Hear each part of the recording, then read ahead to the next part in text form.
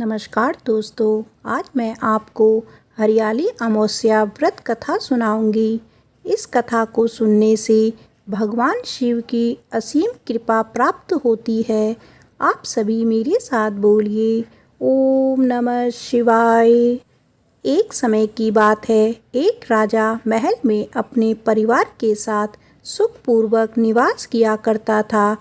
उसका एक पुत्र था जिसकी शादी हो चुकी थी। राजा की पुत्र वधू ने एक दिन रसोई से मिठाई रखी हुई देखी तो वह सारी मिठाई खा गई।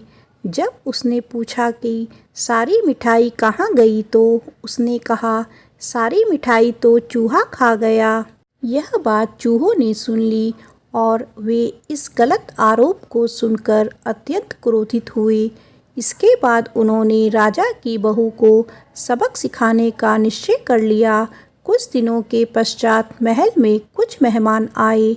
चूहों ने सोचा कि यह अच्छा मौका है राजा की पुत्र वधू को सबक सिखाने का। बदला लेने के लिए चूहों ने बहू की साड़ी चुराई और उसे जाकर अतिथि के कमरे में रख दी। जब सुबह सेवकों और अन्य लोगों ने उस साड़ी को वहां पर देखा तो लोग राजा की बहू के चरित्र के बारे में बात करने लगे। यह बात जंगल में आग की तरह पूरे गांव में फैल गई। जब यह बात राजा के कानों तक पहुंची तो उसने अपनी पुत्र वधू के चरित्र पर शक करते हुए उसे महल से निकाल दिया। राजा की बहू महल से निकलकर एक झोपड़ी में रहने लगी और नियमित रूप से पीपल के वृक्ष के नीचे दीपक जलाने लगी। इसके साथ ही वह पूजा करके गुड़धानी का भोग लगाकर लोगों में प्रसाद वितरित करने लगी। इस प्रकार कुछ दिन बीत जाने के बाद एक दिन राजा उस पीपल के पेड़ के पास से गुजरी जहां उनकी बहू हमेशा दीपक जलाया करती थी। इस दौरान उनका ध्यान उस पेड़ के आसपास जगमगाती रोशनी पर गया। राजा इसे देखकर चकित रह गए। महल में वापस आने के बाद उन्होंने अपने सैनिकों से उस रोशनी के रहस्य का पता लगाने के लिए कहा। सैनिक राजा की बात मानकर उस पेड़ के पास चले गए। वहां पर उन्होंने देखा कि दीपक आपस में बात कर रहे थे। सभी दीपक अपनी अपनी कहानी बता रहे थे। तभी एक दीपक बोला, मैं राजा के महल से हूँ। महल से निकल जाने के बाद राजा की पुत्रवधू रोज मेरी पूजा करती है और मुझे प्रज्वलित करती है।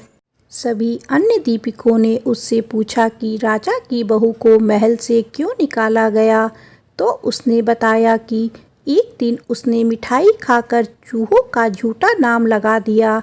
इस पर चूहे नाराज हो गए और राजा की बहू से बदला लेने के लिए उसकी साड़ी अतिथि के कमरे में रख आए। यह सब देखकर राजा ने उन्हें महल से निकाल दिया। यह सब बात सुनकर सैनिक भी हैरान रह गए और महल वापस आकर उन्होंने राजा को पूरी कहानी सुनाई। यह सुनकर राजा को अपनी गलती का एहसास हुआ और उसने अपनी पुत्र वधू को महल में वापस बुला लिया। इस प्रकार पीपल के पेड़ की नियमित पूजा करने का फल राजा की बहू को मिला और वह अपना जीवन आराम से व्यतीत करने लगी। हरियाली अमावस्या की व्रत कथा समाप्त होती है। आप सभी मेरे साथ बोलिए, ओम नमः शिवाय। माता पार्वती की जय।